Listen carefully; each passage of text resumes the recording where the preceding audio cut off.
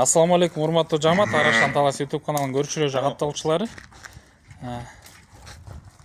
Көптөгөн көрүүчүлөрдүн суроо талаптары менен ушул коозуну тартып коеюн деп келдик Улук мырзанын короосуна.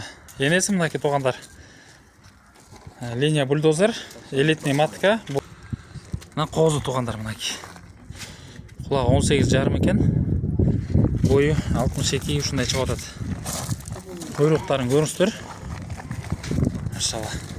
Ровно 1 айлык коз туугандар. Баазы келсе энези менен деле сатыла берет, коз өзүнчө деле сатыла берет. Кой берсеңиз, машалла.